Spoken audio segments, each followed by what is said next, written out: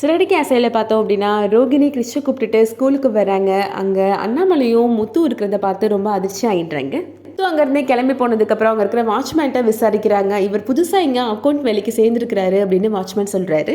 Daily இவர் இப்போ இங்கே வருவாரா அப்படின்னு கேட்குறாங்க ரோகிணி. வாரம் புதன்கிழமை மட்டும் வருவார் அப்படின்னு சொல்கிறாரு வாட்ச்மேன். கிறிஷன் ஸ்கூலுக்கு நீ போக வேணாம் அப்படின்னு சொல்லிட்டு வீட்டுக்கு மறுபடியும் கூட்டிகிட்டு போயிடுறாங்க ரோகிணி. கிறிஷ் கோபப்பட்டு ரூம்குள்ளே போய் கதவை சாத்திக்கிறான்.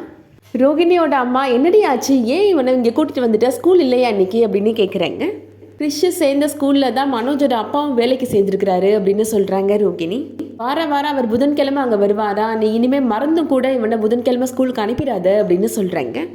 எல்லாம் விதி என் வாழ்க்கையில் எப்படி விளையாடுது பார்த்தியா அப்படின்னு கோவப்படுறாங்க ரோகிணி.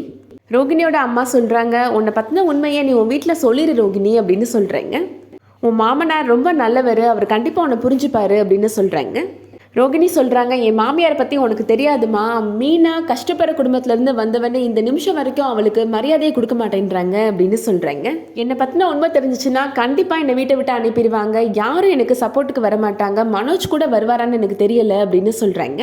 இதுக்கிடையில் மனோஜ் இப்போ கால் பண்ணி அந்த நியூ ஹவுஸை பார்க்குறதுக்காக வர சொல்கிறாரு.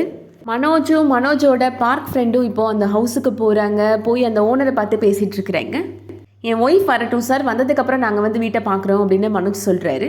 இந்த வீட்டை வாங்குறவரும் அவரோட ஒய்ஃபுக்கு மரியாதை கொடுக்கணும்னு நினச்சி நீங்களும் அப்படியே தான் இருக்கிறீங்க அப்படின்னு சொல்கிறாரு அந்த ஹவுஸோட ஓனர்.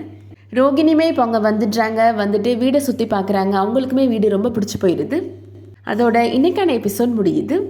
நாளைக்கு எபிசோடில் மீனா முத்துட்ட சொல்கிறாங்க, டெக்கரேஷன் வேலை பார்த்ததில் எனக்கு 7,000 ரூபாய் லாபம் கிடச்சிருக்குங்க அப்படின்னு சொல்கிறாங்க. உங்களை விட நான் தான் இன்றைக்கி அதிகமாக சம்பாதிச்சிருக்கிறேன் அப்படின்னு மீனா சொல்கிறாங்க. இப்போல்லாம் உண்டியில் நீங்கள் பணம் போடுறதே இல்லை, நான் தாங்க அடிக்கடி போடுறேன் அப்படின்னு சொல்கிறாங்க. நான் டீ போடுறேன், மேலே துணி காய போட்டிருக்கேன், அதை மட்டும் எடுத்துகிட்டு வந்துடுங்க அப்படின்னு கேஷுவலாக தான் மீனா சொல்கிறாங்க. ஆனால் மீனா சொன்னதை நினச்சி ரொம்ப கில்ட்டியாக ஃபீல் பண்ணுறாரு முத்து. அடுத்ததாக என்ன நடக்க போகுதுன்றதை வெயிட் பண்ணி பார்க்கலாம். இந்த வீடியோ பிடிச்சிருந்துச்சுன்னா லைக் பண்ணிக்கோங்க. சீரியல் அப்டேட்ஸ்க்கு நம்ம சேனலை சப்ஸ்கிரைப் பண்ணிக்கோங்க. தேங்க்ஸ் ஃபார் வாட்சிங்.